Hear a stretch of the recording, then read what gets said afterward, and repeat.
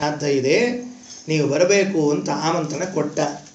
ಒಂದು ಮಾತು ನೆನಪಿಟ್ಟುಕೊಳ್ಬೇಕು, ಶ್ರಾದ್ದಕ್ಕೆ ಒಂದು ಸರ್ತಿ ಆಮಂತ್ರಣ ತಗೊಂಡ ಮೇಲೆ ಇನ್ನೊಂದು ಕಡೆ ಆಮಂತ್ರಣ ಒಪ್ಪಬಾರ್ದು. ಒಂದು ಸರ್ತಿ ಆಮಂತ್ರಣ ಇವ್ರ ಮನ್ಯಾಗ ಹ್ಞೂ ಅಂದೀವಿ ಅಂದಮೇಲೆ ಇನ್ನೊಂದು ಮನೆಗೆ ಶ್ರಾದ್ದಕ್ಕೆ ಒಪ್ಕೋಬಾರ್ದು. ಯಾಕೆ ಅಂದ್ರೆ ಇವ್ರ ಮನೆಯ ಆಮಂತ್ರಣ ತಗೊಂಡಾಗ ಅವರ ಪಿತೃಗಳು ಇವ್ರ ದೇಹಗಳು ಬಂದು ಕೂತ್ಬಿಟ್ಟಿರ್ತಾರೆ. ಯಾರ ಮನೆ ಶ್ರಾದ್ದಕ್ಕೆ ಹೋಗೋದಿರ್ತದೆ ಅವ್ರ ಪಿತೃಗಳು ಇವ್ರ ದೇಹದ ಬಂದು ಕೂತಿರ್ತಾರೆ ಅಲ್ಲಿ ಹೋಗ್ಬೇಕು ಅಂತೇಳಿ. ಇವ್ರು ಇಲ್ಲೂ ಆಮಂತ್ರಣ, ಇಲ್ಲೂ ಆಮಂತ್ರಣ. ಈ ಪಿತೃಗಳೆಲ್ಲಿ ಹೋಗ್ಬೇಕು, ಆ ಪಿತೃಗಳೆಲ್ಲಿ ಹೋಗ್ಬೇಕು, ಅವ್ರು ಜಗಾಡ್ಬೇಕೇನು ಅವ್ರು ಪರಸ್ಪರ ಇಲ್ರಿ. ನಿಮ್ಮಪ್ಪ ನಮ್ಮಪ್ಪ. ಅದಕ್ಕೆ ಒಮ್ಮೆ ಆಮಂತ್ರಣ ತಗೊಂಡ ಮೇಲೆ ಇನ್ನೊಂದು ಕಡೆಗೆ ಆಮಂತ್ರಣ ಇಲ್ಲ. ಅದು ಎಷ್ಟೇ ಸಮಸ್ಯೆ ಬರಲಿ ಏನೇ ಆಗಲಿ. ಇನ್ನು ಅಕಸ್ಮಾತ್ ಅವರೇ ಇಲ್ಲ ಅಂದರೆ ಹೋಯ್ತು. ಯಾಕೆ ಅವ್ರಿಗೆ ಅನಾನುಕೂಲ ಬಂತು, ಏನೋ ಹೇಳಿದ್ದಲ್ಲ ಮೈಲಿಗೆ ಇತ್ಯಾದಿ ಬಂದರೆ ಆವಾಗ ಪ್ರಸಂಗ ಇಲ್ಲ. ಆದರೆ ಸುಮ್ಮನೆ ಖಾಲಿ ಪೀಲಿ ನಿಮ್ಮನೆ ಆಮಂತ್ರ ತಗೊಂಡಿವಿ, ಸ್ವಲ್ಪ ನೋಡೋದು, ವಿಚಾರ ಲೆಕ್ಕ ಹಾಕೋದು, ಎಲ್ಲಿ ಹೋದ್ರೆ ಚಲೋ ಆಗ್ತದೆ ಅಂತ ನೋಡೋದು. ನಮ್ಮ ಲೆಕ್ಕ ಹಂಗೆ ಅವರಿ. ಪ್ರಾಮಾಣಿಕವಾಗಿ ಹೇಳ್ಬೇಕಂದ್ರೆ ಎಲ್ಲಿ ಜಾಸ್ತಿ ದಕ್ಷಿಣೆ ಬರ್ತದೆ. ಇದು ಈ ಶಬ್ದ ಹೇಳಬಾರ್ದು ಅಂತ ಬಿಟ್ಟಿದ್ದೆ, ಇದು ವಿಷಯ ಹೇಳಿದೆ. ಇಂಥವೆಲ್ಲ ಹುಚ್ಚುಚಾರ ಮಾಡಬಾರ್ದು. ಪ್ರಾಮಾಣಿಕವಾಗಿ ಬದುಕಿದ್ರೆ ದೇವ್ರು ಬೇಕಾಷ್ಟು ಕೊಡ್ತಾನೆ. ಒಮ್ಮೆ ಒಪ್ಕೊಂಡಿವಲ್ಲ ಅಷ್ಟನ್ನು ನಡೆಸ್ಬೇಕು. ಇಲ್ಲ ಹೋದಿಲ್ಲೋ ಆಗೋದಿಲ್ಲ ಸುಮ್ಮನೆ ನೀವು ಇಲ್ಲಿ ಬಿಟ್ಟು ಅಲ್ಲಿ ಹೋಗೋಂಗಿಲ್ಲ. ಇಲ್ಲೂ ಹೋಗಬೇಡ ಅಲ್ಲಿ ಹೋಗಬೇಡ, ಸುಮ್ಮನೆ ಕೂತ್ಕೋದೊಂದು ವ್ಯವಸ್ಥೆ ಬೇರೆ. ಇಲ್ಲಿ ಬಿಡೋದು ಅಲ್ಲಿ ಜಂಪ್ ಆಗೋದು, ಅಲ್ಲಿ ಬಿಡೋದು ಇಲ್ಲಿ ಜಂಪ್ ಆಗೋದು. ಇಂಥ ಕೆಲಸ ಎಲ್ಲ ಮಾಡಬಾರ್ದು. ಪ್ರಾಮಾಣಿಕವಾಗಿ ಶ್ರಾದ್ದಕ್ಕೆ ಆಮಂತ್ರಣ ಕೊಟ್ಟ ಮೇಲೆ ಅಷ್ಟನ್ನೇ ಹಿಡಿಬೇಕು. ರಾಮಚಂದ್ರ ಹೋಗಿ ಆಮಂತ್ರಣ ಕೊಟ್ಟ, ನಾಳೆ ಬೆಳಗ್ಗೆ ನೀವು ನಮ್ಮ ಮನೆಗೆ ಬರಬೇಕು, ಆಮಂತ್ರಣ ಸ್ವೀಕಾರ ಮಾಡಬೇಕು ಅಂತ ಆಯಿತು ಅಂತ ಎಲ್ಲರೂ ಬಂದರು. ಬಂದಾಗ ಸೀತಾದೇವಿ ಅಡುಗೆ ಮಾಡಿದ್ಲಂತೆ. ಏನು ದಶರಥನ ಭಾಗ್ಯರೇ ಎಲ್ಲಾದರೂ. ಯಾವಮ್ಮ ಜಗನ್ಮಾತೆ ಅವಳು ಶ್ರಾದ್ದಕ್ಕೆ ಅಡುಗೆ ಮಾಡೋದು ಅಂದರೆ ಏನು? ನಮ್ಮನೇಲಿ ಪಾಪ ಎಲ್ಲ ಹೆಣ್ಮಕ್ಳು ಅದೇನು ಪ್ರೀತಿನೋ ಅನ್ನೋ. ಶ್ರಾದ್ದ ಅಂದರೆ ಅಡುಗೆ ಎಲ್ಲ ಏನೇನು ಹುಡ್ಕೊಂಡು ಮಾಡ್ತಿರ್ತಾರೆ. ಇದನ್ನು ಮಾಡೋಣ ಅಂತ ತಿಳ್ಕೊಂಡು ಹೇಳಿ ಬಂದ ಆಚಾರ ಹೊಟ್ಟೆ ಕೆಟ್ಟರು ಅಡ್ಡಿ ಇಲ್ಲ, ಅವ್ರಿಗೆ ಸೇರದೇ ಇದ್ರು ಅಡ್ಡಿ ಇಲ್ಲ, ಹಾಕೇ ತಿನ್ನಿಸೋದು ಬಿಡೋದಿಲ್ಲ. ಆಚಾರ ಮೊದಲೇ ಸರ್ತಿ ಮಾಡಿವಿ ತೊಗೊಂಡು ನೋಡ್ರಿ, ಯಾಕಂದ್ರೆ ನಮ್ಮ ಮೇಲೆ ಪ್ರಯೋಗ, ಬೇರೆಯವ್ರ ಮೇಲೆ ಪ್ರಯೋಗ ಇಲ್ಲೇ ಇಲ್ಲ. ನಿಮ್ಗೆ ಇಲ್ಲ ಅಂದ್ರೆ ನಾವು ಯಾರಿಗೆ ಮಾಡ್ಬೇಕು ಆಚಾರ, ತೊಗೊಳ್ರಿ ಅಂತ ಹೇಳಿ ಪಾಪ ಕೆಲವು ಪ್ರೀತಿಯಿಂದ ಮಾಡ್ತಿರ್ತಾರೆ. ಹಾಗೆ ಲಕ್ಷ್ಮೀದೇವಿ ಸೀತಾದೇವಿ ಎಲ್ಲ ತರಹದ ಅಡುಗೆಯನ್ನು ಮಾಡಿದ್ಲು. ರಾಮ ಹೊರಗಡೆಗೆ ಇದ್ದು ಪುರೋಹಿತರು ಮಂತ್ರ ಹೇಳುವಾಗ ಪಿಂಡ ಪ್ರದಾನವನ್ನು ಮಾಡಿ ಶ್ರಾದ್ದ ಮುಕ್ತಾಯ ಮಾಡಿ ಒಳಗೆ ಬಂದ. ಎಲೆ ಹಾಕ್ತಾ ಇದ್ದಾರೆ. ರಾಮ ಮಾಡಿದ ಶ್ರಾದ್ದ ಏನು ಕಾಡಿನಲ್ಲಿ ಮಾಡಬೇಕಾದ್ರೆ ಎಷ್ಟು ಪ್ರೀತಿಯಿಂದ ಅಚ್ಚುಕಟ್ಟಾಗಿ ಮಾಡಿದ. ಶ್ರಾದ್ದ ಮುಗೀತು, ಊಟಕ್ಕೆ ಹಾಕಬೇಕು. ಬ್ರಾಹ್ಮಣರ ಎಲೆ ಮೇಲೆ ಕೂತಿದ್ದಾರೆ. ಬಡಿಸು ಅಂತ ಹೆಂಡತಿಗೆ ಹೇಳಿದ. ಸೀತಾದೇವಿಗೆ ಬಡಿಸು ಅಂದ. ಸೀತಾದೇವಿ ಪಾಪ ಮೊದಲಿಗೆ ಅನ್ನಂಚ ಪಾಯಸಂ ಭಕ್ಷಂ ಅಂತ ಅನ್ನ ತಗೊಂಡು ಇನ್ನೇನು ಹೊರಗಡೆಗೆ ಒಂದು ಕಾಲು ಇಟ್ಲು, ತಕ್ಷಣ ಒಳಗೆ ಬಂದ್ಬಿಟ್ಲು. ಎಲ್ಲ ಬ್ರಾಹ್ಮಣರು ಕೂತಿದ್ದು ಸಾಲಾಗಿ ಒಳಗೆ ಬಂದ್ಬಿಟ್ಲು. ಬಂದು ಲಕ್ಷ್ಮಣ ಹೇಳಿದ, ಲಕ್ಷ್ಮಣ ನೀನೇ ಬಡಿಸಪ್ಪ, ಇವತ್ತು ನಾನು ಬಡಿಸೋದಿಲ್ಲ ಅಂದ್ಬಿಟ್ಲು. ಲಕ್ಷ್ಮಣ ಅಂದ, ಆಯ್ತು ಅತ್ತಗಮ್ಮ ನೀ ಹೆಂಗೆ ಹೇಳ್ತಿ ಹಂಗೆ ಮಾಡೋಣ ಅಂಥೇಳಿ ಬಡ ಬಡಿಸಿಬಿಟ್ಟ. ಲಕ್ಷ್ಮಣ ಆಯಿತು. ರಾಮ 3 ಸಲಕ್ಕೆ ಹೋಗಿದ, 4 ಸಲಕ್ಕೆ ಹೋಗಿದ. ಸೀತಾ ಬಡಿಸ್ಬಾ ಕೇಳಿ ಬಡಿಸ್ತಾಳೆ. ಸೀತಾ ಚಲೋತ್ನೇ ಬಡಬಡಿಸ್ಲಿಕ್ಕತ್ತಿಲ್ಲ, ಒಳಗೆ ಇನ್ನೇನು ಬಡಿಸ್ತಾಳೆ, ಎಲ್ಲರ ಬಡಿಸ್ಲೇ ಇಲ್ಲ ಹೆಣ್ಮಗಳು. ಊಟ ಮುಗಿಯುತ್ರಿ. ಸುಮ್ಮನಿದ್ದ ರಾಮ.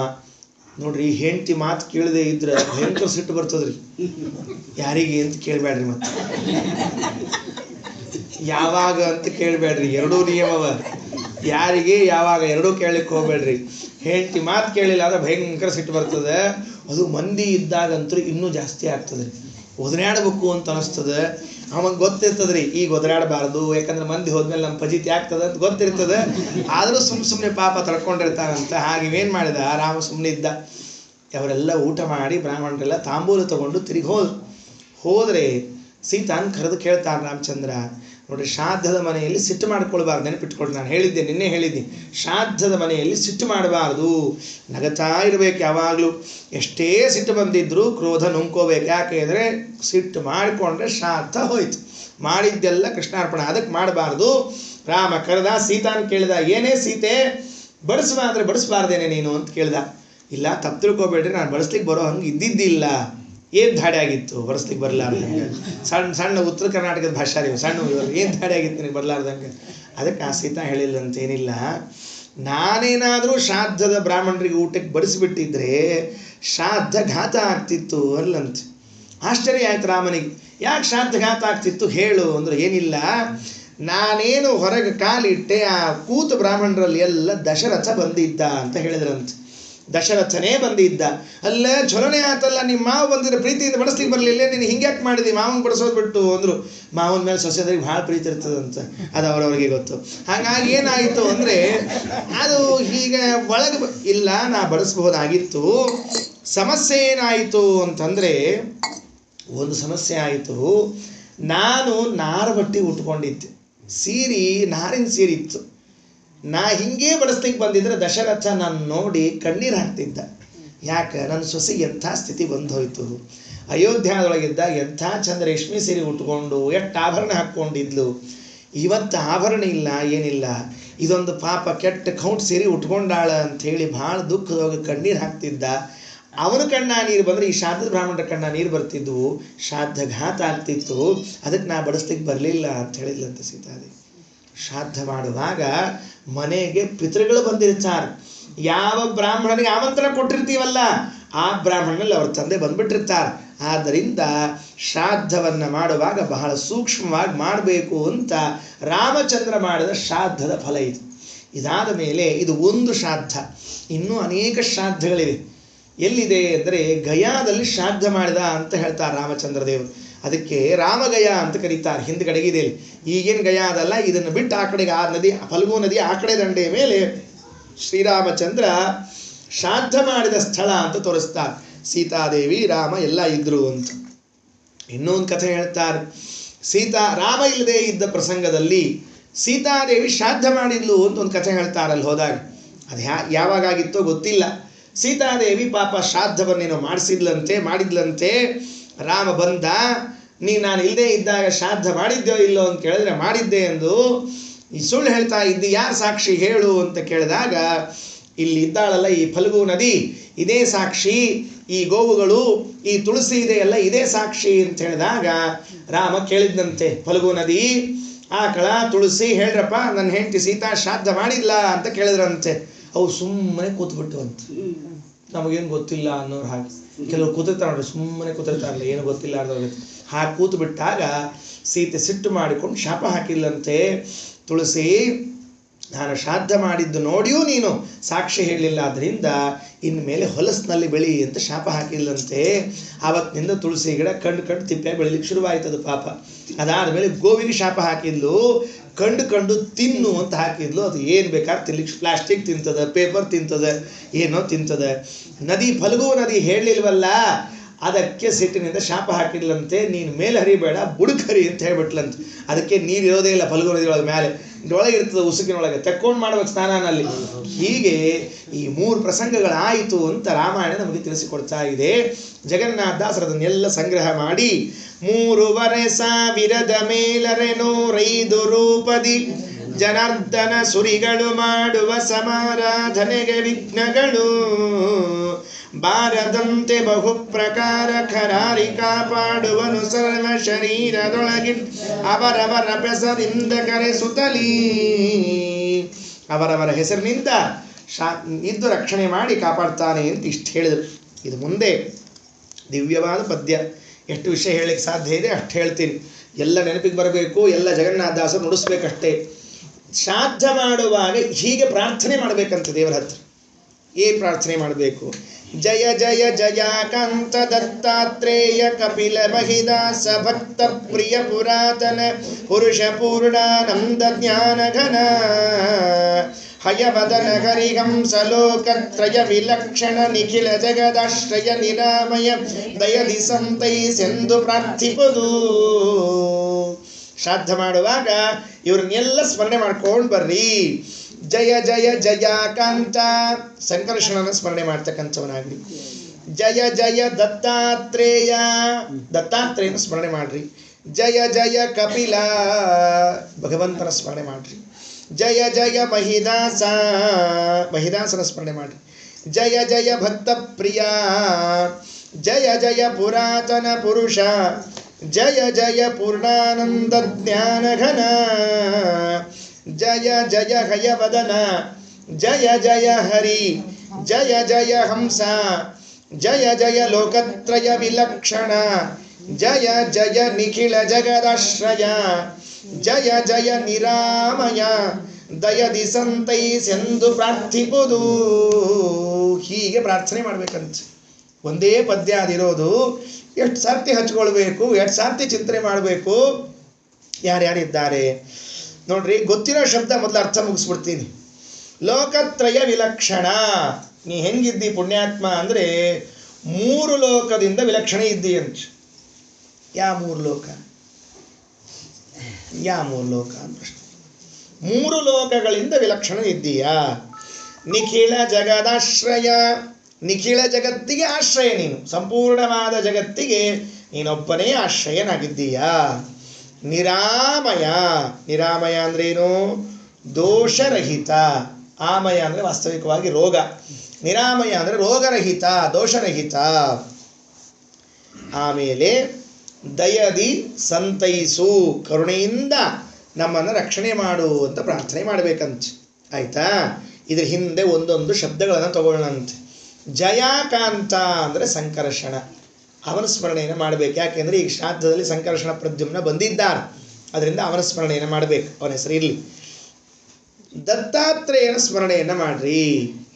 ಯಾಕೆ ದತ್ತಾತ್ರೇಯನ ಸ್ಮರಣೆ ಮಾಡಬೇಕು? ದತ್ತಾತ್ರೇಯ ತಂದೆ ತಾಯಿಗಳಿಗೆ ಮಾಡಿರುವಂಥ ಕೆಲಸ. ಇಲ್ಲಿ ನೋಡ್ರಿ, ಇಲ್ಲಿ ಯಾರ್ಯಾರು ಬಂದಾರ ನೋಡ್ರಿ, ಎಲ್ಲ ಅಪ್ಪ ಅಮ್ಮಂದ್ರ ಸಲುವಾಗಿ ಮಾಡಿದವರೇ ಕೆಲಸ. ಆ ಭಗವದ್ ರೂಪಗಳು ತಂದೆ ತಾಯಿಗಳ ಸೇವೆಯನ್ನು ಮಾಡಿದ ಭಗವದ್ ರೂಪಗಳು. ದತ್ತಾತ್ರೇಯ ತಂದೆ ತಾಯಿಗಳು ಕಠೋರವಾಗಿ ತಪಸ್ಸು ಮಾಡಿದಾಗ ಭಗವಂತ ಹುಟ್ಟಿ ಬಂದು ಅವರ ಸೇವೆಯನ್ನು ಮಾಡಿದ. ಏನು ಕಠೋರ ತಪಸ್ಸು ಮಾಡಿದ್ರು, ಏನು ಹುಟ್ಟಿದ್ರು, ಅದೊಂದು ಪ್ರತ್ಯೇಕ ಶಬ್ದ. ಹಾಗಾಗಿ ಏನು ತಪಸ್ಸು ಮಾಡಿದ್ರು, ಏನು ಹುಟ್ಟಿದ್ರು ಅಂತ ಅನ್ನೋದನ್ನು ಭಗವಂತನ ವಿಚಾರವನ್ನು ತಿಳ್ಕೊಳ್ಬೇಕು. ಅದು ಒಂದು ಅಂಶ. ಎರಡನೆಯದ್ದು ಕಪಿಲ. ಈ ಭಗವಂತ, ಕಪಿಲ ನಾಮಕ ಭಗವಂತ ಕಪಿಲ ವಾಸುದೇವ ಅಂತ ಹೆಸರು, ತಾಯಿಗೆ ತತ್ವೋಪದೇಶ ಮಾಡಿದ. ಇದು ಎರಡನೇ ರೂಪ. ಮೂರನೆಯದ್ದು ಮಹಿದಾಸ. ಯಾರಿತ ಮಹಿದಾಸ? ಇವನ ಕಥೆಯಿಂದ ಉಲ್ಟಾ ಹೋಗೋಣವಂತೆ, ಶುರು ಮಾಡೋಣಂತೆ. ಮಹಿದಾಸ ಅಂದರೆ ಐತರೇಯ ಉಪನಿಷತ್ತನ್ನು ಪ್ರವಚನ ಮಾಡಿದ ಭಗವತ್ ರೂಪ. ಅವನಿಗೆ ಐತರೇಯ ಅಂತೂ ಹೆಸರು, ಮಹಿದಾಸ ಅಂತೂ ಹೆಸರು. ಅವನ ಕಥೆ ಬಹಳ ಸ್ವಾರಸ್ಯ ಆಯ್ತು. ಈಗ ಬ್ರಹ್ಮದೇವರಿಗೆ ಒಬ್ಬ ಮಗ ಇತ್ತಂತೆ. ಬದ್ರಿಗೆ ಹೋಗಿರಲಿ, ಎಲ್ಲರೂ ಬದ್ರಿಗೆ ಹೋಗಿರಲಿ. ಇಷ್ಟು ಮಂದಿ ಒಳಗೆ ಸಾಮಾನ್ಯ ಎಲ್ಲರೂ ಬದ್ರಿಗೆ ಮುಟ್ಕೊಂಡು ಬಂದಿರಿ. ಈಗ ಒಂದು ಸರಿ ಹೋಗದೇ ಇದ್ದವ್ರು ಮುಂದಿನ ಸರ್ತಿ ಹೋಗ್ಬೇಕಷ್ಟೆ. ಬದ್ರಿಗೆ ಯಾರ್ಯಾರು ಹೋಗಿರಿ ಅವರೆಲ್ಲ ಅಲ್ಲಿ ಹೋದಾಗ ಬದ್ರಿ ವಿಶಾಲ್ ಅಂತ ಕರೀತಾರೆ. ಅದು ವಿಶಾಲದೇನು ಬದ್ರಿ? ಅದು ಬದ್ರಿ ವಿಶಾಲದ ಎಷ್ಟು ಕಂಜೆಸ್ಟ್ ಅದ್ರಿ, ಇಷ್ಟದ್ರಿ. ಅದು ಬದ್ರಿ ವಿಶಾಲ ಅಂತೀರಿ ನೀವೆಲ್ಲರೂ. ಏನು ವಿಶಾಲ ಆಗಬೇಕು?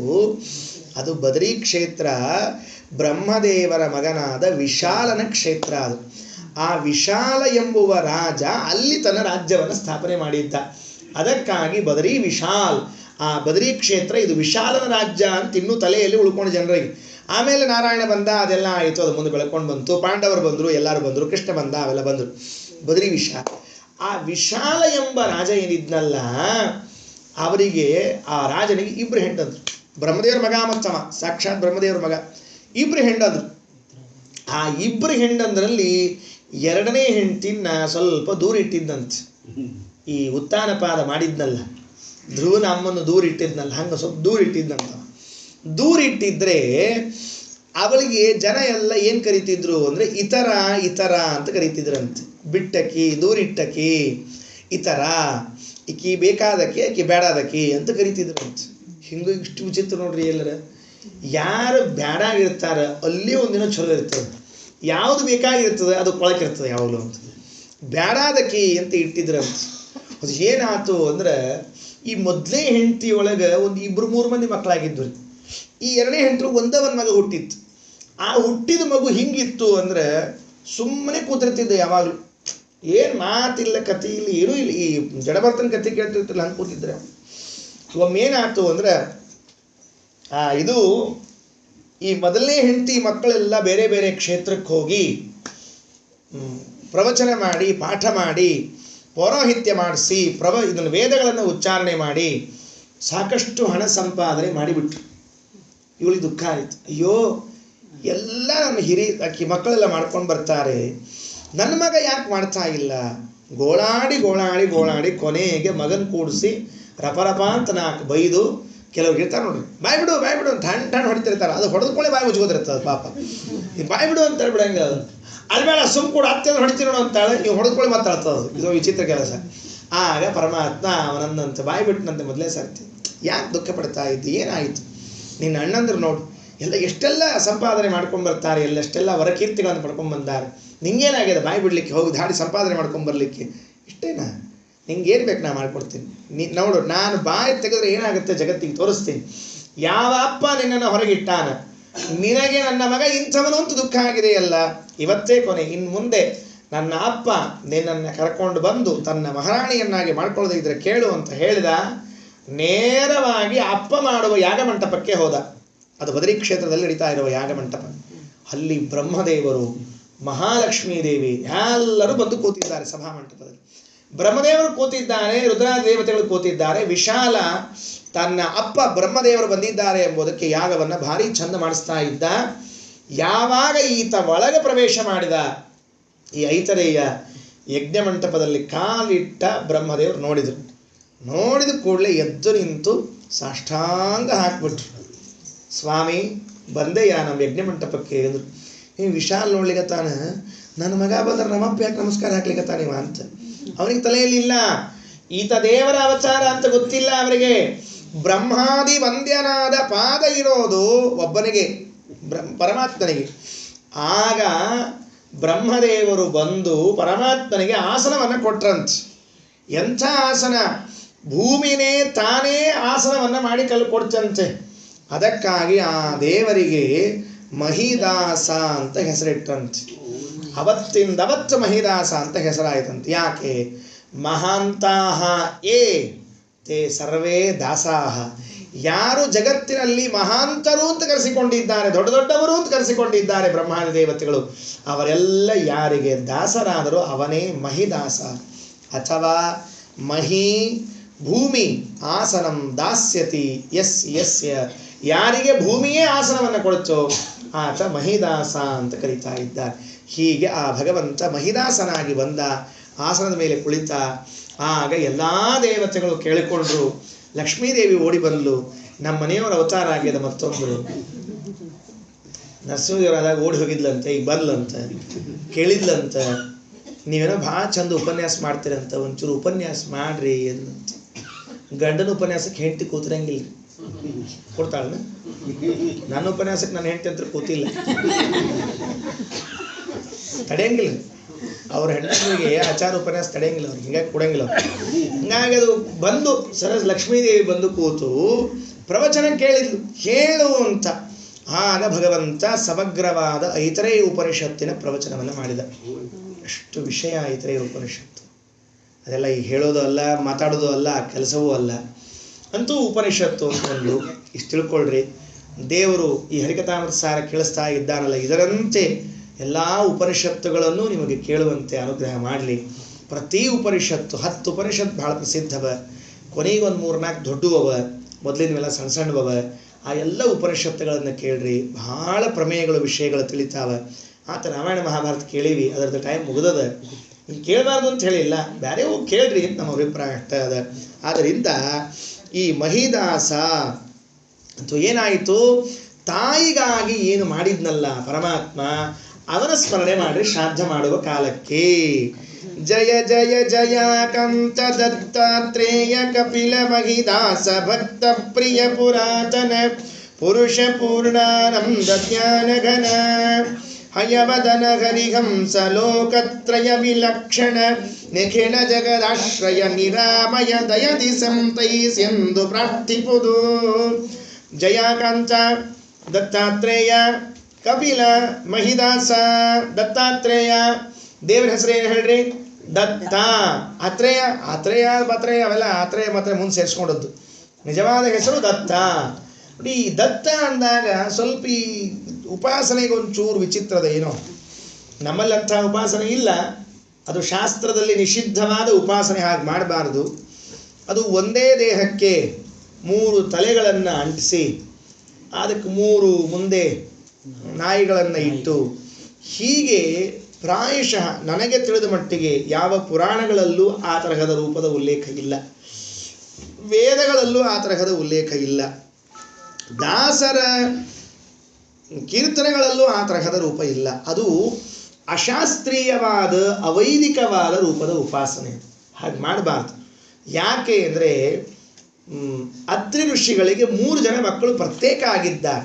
ಕಲ್ಪನೆ ಏನು ತಪ್ಪಾಗಿದೆ ಅಂದರೆ ಒಂದೇ ದೇಹದಾಗ 3 ಮಂದಿ ಹುಟ್ಟುಬಿಟ್ರು, ಪಾಪ ತಲೆ ಮಾತ್ರ 3 ಬಂದವು, ಕೈ ಕಾಲೆಲ್ಲ ಬರಲಿಲ್ಲ ಅಂತ ಹಿಂಗೆ ತಿಳ್ಕೊಂಡ್ಬಿಟ್ಟ. ಹಾಗೆಲ್ಲ ತಿಳಿಬಾರ್ದು. ಅದು ಉಪಾಸನೆ ಮಾಡಬಾರ್ದು, ವಿಹಿತ ಅಲ್ಲ. ಅಯೋಗ್ಯವಾದ ಉಪಾಸನೆಯನ್ನು ಮಾಡಿದ್ರೆ ಅಯೋಗ್ಯವಾದ ಫಲವನ್ನು ಪಡೀತಾರೆ, ಅನರ್ಥಕರವಾಗುತ್ತೆ. ಅವೈದಿಕವಾದ ಅಶಾಸ್ತ್ರೀಯವಾದ ಉಪಾಸನೆಗಳನ್ನು ಮಾಡಬಾರದು. ದತ್ತ ಎಂಬ ಹೆಸರಿನಿಂದ ಭಗವಂತ, ದೂರ್ವಾಸ ಎಂಬ ಹೆಸರಿನಿಂದ ರುದ್ರದೇವರು, ಚಂದ್ರ 3 ಜನ ಮಕ್ಕಳಾಗಿ ಬಂದಿದ್ದಾರೆ. ಅವನ ಹೆಸರೇ ದತ್ತ. ದತ್ತ ಅಂದರೆ ಕೊಡುವುದು ಅಂತ ಅರ್ಥ. ಎಲ್ಲ ಭಕ್ತರಿಗಾಗಿ ಭಗವಂತ ತನ್ನನ್ನು ತಾನು ಕೊಟ್ಟದ್ದರಿಂದ ಅವನಿಗೆ ದತ್ತ ದತ್ತ ಅಂತ ಕರೆದರಂತೆ. ಆ ಅತ್ರಿ ಋಷಿಗಳ ಮಗನಾದದರಿಂದ ಆತ್ರೇಯ ಅಂತ ಕರೆಸ್ಕೊಳ್ತಕ್ಕಂಥವರಾಗಿದ್ದಾರೆ. ತಂದೆ ತಾಯಿಗಳಿಗೆ ಪ್ರಸಿದ್ಧಿ ತಂದ ರೂಪ ದತ್ತಾತ್ರೇಯ. ತಂದೆ ತಾಯಿಗಳಿಗೆ ಪ್ರಸಿದ್ಧಿ ತಂದ ರೂಪ ಮಹಿದಾಸ. ತಾಯಿಗೆ ಉಪದೇಶ ಮಾಡಿ ಜಗತ್ತಿನಲ್ಲಿ ಎಲ್ಲ ತಾಯಂದರಿಗೂ ಉದ್ಧಾರ ಮಾಡಿದ ರೂಪ ಕಪಿಲ ವಾಸುದೇವ. ಶ್ರಾದ್ದ ಕಾಲದಲ್ಲಿ ಸ್ಮರಣೆ ಮಾಡ್ರಿ ಅಂತ. ಯಾವ ರೂಪದಿಂದ ಭಗವಂತ ತಂದೆ ತಾಯಿಗಳ ಮೇಲೆ ಪ್ರೀತಿಯನ್ನು ತೋರಿಸಿದ್ದಾನೋ ಅಂಥ ರೂಪಗಳನ್ನು ಚಿಂತನೆ ಮಾಡ್ರಿ. ಜಯ ಜಯ ಜಯ ಕಾಂತ ದತ್ತಾತ್ರೇಯ ಕಪಿಲ ಮಹಿದಾಸ ಭಕ್ತ ಪ್ರಿಯ ಪುರಾತನ ಪುರುಷ ಪೂರ್ಣ ನಂದ ಜ್ಞಾನ ಘನ ಹಯವದನ ಹರಿಹಂಸ ಲೋಕತ್ರಯ ವಿಲಕ್ಷಣ ನಿಖಿಲ ಜಗದಾಶ್ರಯ ನಿರಾಮಯ ಸಯದಿ ಸಂತೈಸೆಂದು ಪ್ರಾರ್ಥಿಪುದು. ಆಯ್ತಾ? ಭಕ್ತ ಪ್ರಿಯ, ಭಕ್ತರಿಗೆ ಪ್ರಿಯನಾದವನು. ಪುರಾತನ ಪುರುಷ, ಎರಡು ಬಿಡಿಸ್ಬೋದು. ಪುರಾತನ ಅಂತೂ ಬಿಡಿಸ್ಬೋದು, ಪುರಾತನ ಪುರುಷ ಅಂತೂ ಬಿಡಿಸ್ಬೋದು. ಭಾಳ ಓಲ್ಡ್ ಮ್ಯಾನ್, ಭಾಳ ಹಳಿ ಮನುಷ್ಯ.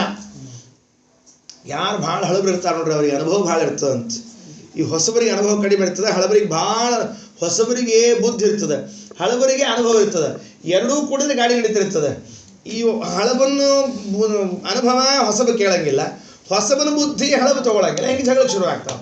ಅದಕ್ಕೆ ಎರಡೂ ಕೂಡಿತು ಅಂದರೆ ಭಾರಿ ಅದ್ಭುತವಾದದ್ದಾಗ್ತದೆ. ಭಗವಂತ ಪುರಾತನ ಪುರುಷ ಅಂತ ಹೇಳಬಹುದು, ಅಥವಾ ಪುರಾತನ. ಎಷ್ಟು ಚಂದದ ಗೊತ್ತೇನು ಶಬ್ದ? ಪುರ ಅಂದ್ರೆ ಹಿಂದಕ್ಕೆ, ತನ ಅಂದರೆ ಇವತ್ತು ಅಂತ ಅರ್ಥ. ಪುರಾತನ ಅಂದರೆ ಅವತ್ತು ಇವತ್ತು ಇದ್ದವಾದ್ರಿಂದ ಅವ್ನಿಗೆ ಪುರಾತನ ಅಂತ ಕರಿಬೇಕು, ಬೇರೆ ಅರ್ಥ ಅಲ್ಲ. ಮತ್ತು ಪುರಾತನ ಅಂದರೆ ಭಾಳ ನಮ್ಮ ಮನ್ಯಾಗ ಈ ಪುರಾತನ ಇಲಾಖೆ ಅಂತ ಒಂದು ಇರ್ತದೆ ನೋಡಿ, ಪ್ರಾಚ್ಯ ವಸ್ತು ಇಲಾಖೆ, ಪುರಾತನ ಇಲಾಖೆ ಅಂತ ಹೇಗಿಲ್ಲ. ಅಥವಾ ನಮ್ಮ ಮನ್ಯಾಗ ಪುರಾತನವಾದ ಒಂದು ತಂಬಿ ಅದು ತೋರಿಸ್ತಿರ್ತಾರೆ ನೋಡ್ರಿ. ಪುರಾತನದಿಂದ ಬಂದದ್ದು ನೀಲಾಂಜನ ಸೆಮೆ ಅಂತ ತೋರಿಸ್ತಿರ್ತಾರೆ. ಕೆಟ್ಟ ಕಟ್ಟಗಿಟ್ಟಿರ್ತದೆ, ತೊಳೆದಿರಂಗಿಲ್ಲ. ಯಾಕ್ರಿ ಇಷ್ಟು ಕಟ್ಟಗಿಟ್ಟದ? ನಮ್ಮ ಪುರಾತನದ್ರಿ ಇದು, ಪುರಾತನ ತೊಳಿಬಾರ್ದು ಅಂತ ಹೇಳ್ಯಾರ ಯಾರು? ಹಂಗೆ ಅದು ಪಾಪ ಬತ್ತಿ ಕೌತ್ಕೊಂಡು ಕೂತಿರ್ತದೆ, ಮುಟ್ಟೋ ಹಂಗಿರಂಗಿಲ್ಲ, ಜಿಡ್ಜಿಡ್ಡಾಗಿರ್ತದೆ. ನಮ್ಮ ಅಜ್ಜ ಹಂಗೆ ಇಟ್ಟಿದ್ದ, ಹಂಗೆ ಇಡ್ಬೇಕು. ಮ್ಯಾಲಿಂದ ಎಣ್ಣೆ ಹಾಕೋದು, ಮ್ಯಾಲಿಂದ ಬತ್ತಿ ಹಾಕೋ ಹಚ್ಬಿಡೋದು. ಪುರಾತನ ಅಂದರೆ ಪುರಾಪಿ ತರಾಪಿ, ಹಿಂದೂ ಇಂದು ಎರಡೂ ಇದ್ದದ್ರಿಂದ ಅವನು ಪುರಾತನ. ಆಮೇಲೆ ಪುರುಷ ಅಂದರೆ ಭಗವಂತ ಪುರುಷ ಅಂತ ಕರೆಸ್ಕೊಳ್ತಾನೆ, ದೇಹದಲ್ಲಿ ಇದ್ದದರಿಂದಾಗಿ. ಪೂರ್ಣಾನಂದ, ಇದೆಲ್ಲ ಬಂದ ಶಬ್ದಗಳು. ಜ್ಞಾನಘನ, ಹಯವದನ, ಆ ಭಗವಂತ ಹಯವದನ ರೂಪದ ಸ್ಮರಣೆ ಮಾಡಬೇಕಂತೆ. ಹಯಗ್ರೀವ ಯಾಕೆ ಅಂದರೆ ಸಕಲ ವಿದ್ಯಾಭಿಮಾನಿಯಾದ ಭಗವದ್ ರೂಪ ಅದು. ಎಲ್ಲರಿಗೂ ಜ್ಞಾನ ಬರಬೇಕಾದರೆ ಹಯಗ್ರೀವ, ವೇದವ್ಯಾಸ, ಕಪಿಲ, ದತ್ತಾತ್ರೇಯ ಈ ರೂಪಗಳೇನಿವೆ ಇವು ಜ್ಞಾನಪ್ರದವಾದ ರೂಪಗಳು ಅಂತ ಚಿಂತನೆ ಮಾಡಬೇಕು. ಅದರಲ್ಲಿ ಹಯವದನ ರೂಪ ಇದೆಯಲ್ಲ, ಹಯಗ್ರೀವ ರೂಪ, ಇದು ಬಹಳ ವಿಶೇಷವಾದದ್ದು. ಅದು ವೈಕುಂಠಸ್ಯಾಖಿಲ ವೇದಾಃ ಉದ್ಗೀರ್ಯಂತೆ ನಿಶಮ್ಯತಃ ದ್ವಾದಶ ಸ್ತೋತ್ರದಲ್ಲಿ ಹೇಳುವಾಗ ಭಗವಂತನ ಕಂಠವನ್ನು ಹೇಗೆ ಚಿಂತನೆ ಮಾಡಬೇಕು ಅಂತ ಕೇಳಿದರೆ, ನಿರಂತರವಾಗಿ ವೇದೋಚ್ಚಾರಣೆಯನ್ನು ಮಾಡುವ ಕಂಠ ಚಿಂತನೆ ಮಾಡಬೇಕಂತೆ. ನಿರಂತರವಾಗಿ ವೇದಗಳನ್ನು ಉಚ್ಚಾರಣೆ ಮಾಡುವ ಕಂಠ ಹಯಗ್ರೀವ ರೂಪದಲ್ಲಿ ಇರ್ತಕ್ಕಂಥ ಕಂಠ ಅದು. ಯಾಕೆಂದರೆ ಹಯಗ್ರೀವ ರೂಪದಿಂದಲೇ ಯಾವಾಗಲೂ ವೇದೋಚ್ಚಾರಣೆಯನ್ನು ಮಾಡ್ತಿರ್ತಾನೆ. ಅನಂತ ವೇದಗಳು ನಿರಂತರ ಉಚ್ಚಾರಣೆಯನ್ನು ಮಾಡ್ತಾನೆ. ಶ್ರಾದ್ದಕ್ಕೋ ಎಲ್ಲ ವೇದ ಕ್ರಿಯೆಗಳಿಗೂ ಬೇಕಾಗಿರುವಂಥ ಮಂತ್ರಗಳು. ಹರಿ ಆಹುತಿಯನ್ನು ಕೊಟ್ಟದ್ದನ್ನು ಸ್ವೀಕಾರ ಮಾಡ್ತಾನೆ. ಹಂಸ, ಹಂಸ ಅಂದರೆ ಏನು? ಶ್ರೀಮದಾಚಾರ್ಯ ಅಂತಾರೆ, ಹಂ ಸಹ. ಹಂ ಅಂದರೆ ದೋಷದೂರ, ಸಹ ಅಂದರೆ ಗುಣಪೂರ್ಣ. ಹಂಸಃ ಅನ್ನೋಲ್ಲಿ ದೋಷದೂರ ಹಾಗೂ ಗುಣಪೂರ್ಣನಾಗಿದ್ದಾನೆ ಅನ್ನೋದಕ್ಕೆ ಭಗವಂತನಿಗೆ ಹಂಸ ಅಂತ ಕರೀತಾರೆ. ಲೋಕತ್ರಯ ವಿಲಕ್ಷಣ, ಜಡ, ಚೇತನ, ಲಕ್ಷ್ಮೀದೇವಿ ಮೂರು. ಈ ಮೂರರಿಂದಲೂ ಭಿನ್ನನಾಗಿ ಇದ್ದವನು ಭಗವಂತ. ಲೋಕತ್ರಯ ವಿಲಕ್ಷಣ ನಿಖಿಳ ಜಗದಾಶ್ರಯ ನಿರಾಮಯ ಸಂತೈಸಿ ಎಂದು ಪ್ರಾರ್ಥಿಪೋದು ಅಂತ ಹೇಳಿದರು. ಇನ್ನೊಂದು ಪದ್ಯ ನೋಡಿ ಮುಕ್ತಾಯ ಮಾಡೋಣ. 96 ಅಂದರು. ನೋಡಿ ಎಷ್ಟು ವಿಚಿತ್ರ. ಮತ್ತೆ 96ಕ್ಕೆ ಬಂದರು. ಮರ್ತಿದ್ವಿ ಆಚಾರ, ಚಲೋ ಆಯ್ತು, ಸಾಕಾಗಿತ್ತು ನಮಗೂ 96 ಮತ್ತೆ 96ಕ್ಕೆ ಬಂದರು. ಈಗೇನು ಚಮತ್ಕಾರ ಮಾಡ್ತಾರೆ ಅಂದರೆ 96 ರೂಪ ಯಾವುದು ಅಂತ ಗೊತ್ತವ, 96 ಶ್ರಾದ್ದ ಯಾವುದು ಅಂತ ಗೊತ್ತದ. 96 ಶ್ರಾದ್ದ, 96 ರೂಪ, ಅಷ್ಟವಸುಗಳು, ಏಕಾದಶ ರುದ್ರರು, ದ್ವಾದಶ ಆದಿತ್ಯರು, ಕರ್ತೃ ಕರ್ಮ ಕ್ರಿಯಾ, ಪ್ರದ್ಯುಮ್ನ, ಸಂಕರ್ಷಣ, ವಾಸುದೇವ, ಅನಿರುದ್ಧ, ನಾರಾಯಣ ಎಲ್ಲ ರೂಪಗಳು ಬಂದು ಹೋಗ್ಯದ. ಆದರೆ ಈಗ ಒಂದು ಹೊಸ ವಿಷಯ ತಗೊಂಡ್ರು ಮತ್ತೆ. ಷಣ್ಣವತಿ ಎಂಬಕ್ಷರೆಡ್ಯನು ಷಣ್ಣವತಿ ನಾಮದಲ್ಲಿ ಕರೆಸುತ್ತ ತನ್ನವರು ಸದ್ಭಕ್ತಿ ಪೂರ್ವಕದಿಂದ ಮಾಡುತ್ತೀಗ ಪುಣ್ಯಕರ್ಮವ ಸ್ವೀಕರಿಸಿ ಕಾರುಣ್ಯ ಸಾಗರ ಸಲಹುವನು ಬ್ರಹ್ಮಣ್ಯ ದೇವ ಭವಾಬ್ದಿಪೋತ ಬಹು ಪ್ರಕಾರದಲ್ಲಿ. ಇನ್ನೊಂದು ಸ್ವಾರಸ್ಯ, ಷಣ್ಣವತಿ ಅಂತೇನದ, ಆ ಷಣ್ಣವತಿ ಅನ್ನೋದೇ ದೇವರ ಹೆಸರಂತೆ. 96 ಅಂತ ದೇವರ ಹೆಸರು. ಏನು ಆಶ್ಚರ್ಯ ಎಲ್ಲರ, ದೇವರ ಹೆಸರು 96. ಅದು ಇದಕ್ಕೆ ಹಿಂದಿ ಒಳಗೊಂದು ಏನೋ ಇರ್ಬೇಕ್ರಿ, ಅದು ಇದೇನೋ ಒಂದು ಆಕಡ ಅಂತ ಕರೀತಾರೆ ಇದನ್ನು. 96 ಆಕಡ ಅಂದರೆ ಇಷ್ಟು ವಿಚಿತ್ರ ಇರ್ತದೆ. 9 ಆ ಕಡೆ ಮುಖ ಮಾಡಿರ್ತದೆ, 6 ಈ ಕಡೆ ಮುಖ ಮಾಡಿರ್ತದೆ. ಒಟ್ಟು ನಮಗೂ ಅವ್ರಿಗೂ ಆಗಿ ಬರಂಗಿಲ್ಲ ಅಂದರೆ 96 ಅಂತ ಹೇಳ್ತಿರ್ತಾರೆ. 96 ಅಂದರೆ ನಮಗೆ ಆಗಿ ಬರಂಗಿಲ್ಲ ಅಂತ ಹೇಳೋ ಲೆಕ್ಕಕ್ಕೆ ಹೇಳ್ತಿರ್ತಾರೆ. ಆಕಡ ಅಂತ ಹೇಳ್ತಾರೆ ಅದನ್ನು. ಇದು 9 ಮ್ಯಾಲ ಮುಖ, 6 ತೆಳಗ ಮುಖ, 9 ಬಾಲ ಈ ಕಡೆ, 6 ಬಾಲ ಆ ಕಡೆ. ಒಟ್ಟಾಗಿ ಬರಂಗಿಲ್ಲ, ದೇವರಿಗೆ ನಮಗೆ ಆಗಿ ಬರಂಗಿಲ್ಲ ಅನ್ನೋ ಲೆಕ್ಕ. 96 ಶ್ರಾದ್ದಕ್ಕೂ ನಮಗೂ ಆಗಿ ಬರಂಗಿಲ್ಲ 96. ಇವೆಲ್ಲ ಆಗಿ ಬರಂಗಿಲ್ಲ ಅಂತ ಹೇಳ್ಬೇಕಾಗಿದ್ದು ನೋಡ್ರಿ, ಬರೋಬ್ಬರಿ ವ್ಯವಸ್ಥೆ ಇಟ್ಕೊಂಡ್ರೆ. ಅದಕ್ಕೆ ಎಷ್ಟು ಚಂದ ಹೇಳ್ತಾರೆ. ಷಣ್ಣವತಿ ಎಂಬ ಅಕ್ಷರೆಡ್ಯನು, ಷಣ್ಣವತಿ ಎಂಬ ಅಕ್ಷರದಿಂದ ಕರೆಸಿಕೊಳ್ಳುವಂತಹ ಪರಮಾತ್ಮ ಷಣ್ಣವತಿ ನಾಮದಲ್ಲಿ ಕರೆಸುತ್ತ ಷಣ್ಣವತಿ ಎಂಬ ಹೆಸರಿನಿಂದ ಕರೆಸಿಕೊಳ್ಳುತ್ತಾನೆ. ಅದು ಮುಂದಿಂದೆಲ್ಲ ಮತ್ತೆ ಬೇರೆ ವಿಷಯ. ಈಗ ಷಣ್ಣವತಿ ಅಂತಿದೆಯಲ್ಲ, ಅದರಲ್ಲಿ ಏನು ಅರ್ಥ ದೇವರಿಗೆ? ಷಣ್ಣವತಿ ಅಂದರೆ ಷಣ್ಣವತಿ 4 ಅಕ್ಷರ ಅವ. 4 ಅಕ್ಷರಕ್ಕೆ ಒಂದೊಂದು ಅರ್ಥ ಅದ. ತಿಳ್ಕೊಂಡ್ಬಿಟ್ರೆ ಷಣ್ಣವತಿ ಅರ್ಥ ಮುಗೀತು. ಅಲ್ಲಿಗೆ ನಮ್ಮ ಪ್ರವಚನ ಮುಗೀತು. ಏನು ಅಂದರೆ ಹಿಂಗೆ ಹೇಳ್ತಿರ್ಬೇಕ್ರಿ, ಮುಗಿಯೋ ತನಕ ಮುಗೀತು. ಯಾಕಂದ್ರೆ ಅವ ಕಂಟ್ರೋಲ್ ಕೂತೋ ಹೇಳ್ತಿರ್ತಾನೆ, ಈಗ ಬಂತ್ರಿ ಬಸ್, ಈಗ ಬಂತು, ಹಿಂದಿ ಸ್ಟೇಷನ್ ಬಿಟ್ಟದ್ರಿ, ಬಂತ್ರಿ ಅಂತ. ಹಿಂದಿ ಸ್ಟೇಷನ್ ಅಂದ್ರೆ 60 ಕಿಲೋಮೀಟರ್ ಹಿಂದೆ ಇರ್ತದೆ ಅದು ಬರೋ ತನಕ ಬಂತು ಅಂತ ಹೇಳ್ತಿರ್ಬೇಕಮ್ಮ. ಹಂಗೆ ನಾವು ಬಂತು ಅಂತ ಹೇಳ್ತಿರ್ತೀವಿ. ಅದಕ್ಕೆ ಏನು ಶ ಅಂದರೆ ಏನು, ನ ಅಂದರೆ ಏನು, ವ ಅಂದರೆ ಏನು, ತಿ ಅಂದರೆ ಏನು? ಶ ಅನ್ನೋ ಶಬ್ದಕ್ಕೆ ಷಡ್ಗುಣ ಪೂರ್ಣ ಅಂತ ಅರ್ಥ. ಶ ಅಂದರೆ ಷಡ್ಗುಣ ಪೂರ್ಣ, 6 ಗುಣಗಳು ಇದ್ದವನಾದ್ದರಿಂದ ದೇವರಿಗೆ ಶ ಅಂತ ಕರೀಬೇಕು. 6 ಜಾಸ್ತಿ ಅವನು ಬೇಕಾಷ್ಟು ಇರುವಲ್ತೆ, ಅಕ್ಕ ನಮಗೆ 6 ಬೇಕಾಯ ಅಷ್ಟು ತಗೊಳ್ಳೋಣ ಅಂತ. ಐಶ್ವರ್ಯಸ್ಯ ಸಮಗ್ರಸ್ಯ ವೀರ್ಯಸ್ಯ ಯಶಶ್ರಿಯ ಜ್ಞಾನ ವೈರಾಗ್ಯಯೋಶ್ಚೈವ ಷಣ್ಣಾಂ ಭಗ ಇತೀರಣ. 6 ಗುಣಗಳುಳ್ಳವನಾದ್ರಿಂದ ಶ. 6 ಗುಣಗಳು ಯಾವುದು ಅಂತ ಮತ್ತೆ ವಿಚಾರ ಮಾಡೋಣ ಅಂತ. ಆಮೇಲೆ ನ, ಷಣ್ಣ ಆಗಬೇಕಲ್ಲ, ಷಣ್ಣವತಿ, ಷಣ್ಣ ನ ಕಣ.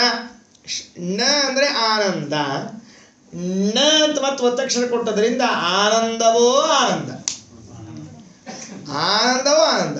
ನಮ್ಮಲ್ಲಿ ಕೆಲವು ಈ ಶಬ್ದ ಬಳಸ್ತಿರ್ತಾರೆ, ಆನಂದ ಆನಂದ ಆಯ್ತು ರೀ ಅಂದರೆ ಪರಮಾನಂದ ಅಂತ ಅರ್ಥ. ಕೆಲವರಿಗೆ ಪಾಯಸ ಹಾಕಿದರೆ ಪರಮಾನಂದ, ಕೆಲವರಿಗೆ ಉಪ್ಪಿನಕಾಯಿ ಹಾಕಿದರೆ ಪರಮಾನಂದ. ಆನಂದವೋ ಆನಂದ ಅಂತ ಹೇಳ್ಬೇಕಲ್ಲ. ಅದಕ್ಕೆ ಷಣ್ಣ ಷಡ್ಗುಣಗಳು ಉಳ್ಳವನು, ಆನಂದವೋ ಆನಂದ, ಆನಂದ ಪೂರ್ಣನಾದವನು. ವಾ ಎಲ್ಲರಿಂದ ಬೇಡಲ್ಪಡುವುದು. ವಾ ಅಂದರೆ ವರಣೀಯ. ವಾ ಅಂದ್ರೆ ಏನು? ಎಲ್ಲರಿಂದಲೂ ವರಣೀಯನಾದವನು, ಬೇಡಲ್ಪಡುವನಾದ್ದರಿಂದ ವಾ. ಇಷ್ಟಿದ್ರು ನಮಗೆ ಯಾಕಮ್ಮ ಕಂಡಿಲ್ಲ? ಅದಕ್ಕೆ ತಿ, ತಿರೋಹಿತ. ನೀವು ಇಷ್ಟೆಲ್ಲ ಮಾಡಿದ್ರು ಅವೇನು ತಿ ಕಾಣಿಸಲ್ಲ, ಅವ ಅವ್ಯಕ್ತ. ಆದ್ದರಿಂದ ಷಣ್ಣವತಿ ಅಂತ ಹೆಸರಿನಿಂದ ಕರೆಸಿಕೊಳ್ತಾನೆ ಪರಮಾತ್ಮ. ಷಣ್ಣವತಿ ಎಂಬಕ್ಷರೆಡ್ಯನು ಷಣ್ಣವತಿ ನಾಮದಲ್ಲಿ ಕರೆಸುತ್ತ ತನ್ನವರು ಸದ್ಭಕ್ತಿ ಪೂರ್ವಕದಿಂದ ಮಾಡುತ್ತಿಹ ಪುಣ್ಯಕರ್ಮವ ಸ್ವೀಕರಿಸಿ ಕಾರುಣ್ಯ ಸಾಗರ ಸಲಹುವನು ಬ್ರಹ್ಮಣ್ಯ ದೇವ ಭವಾಬ್ಧಿಪೋತ ಬಹು ಪ್ರಕಾರದಲ್ಲಿ. ಇದರಲ್ಲಿ ಕಾರುಣ್ಯ ಸಾಗರ, ಬ್ರಹ್ಮಣ್ಯ ದೇವ, ಭವಾಬ್ಧಿಪೋತ ಇತ್ಯಾದಿ ಶಬ್ದಗಳೆಲ್ಲ ಉಂಟು. ಮತ್ತೆ ನಾಳೆ ಸಾಯಂಕಾಲ ಶ್ರೀಕೃಷ್ಣ.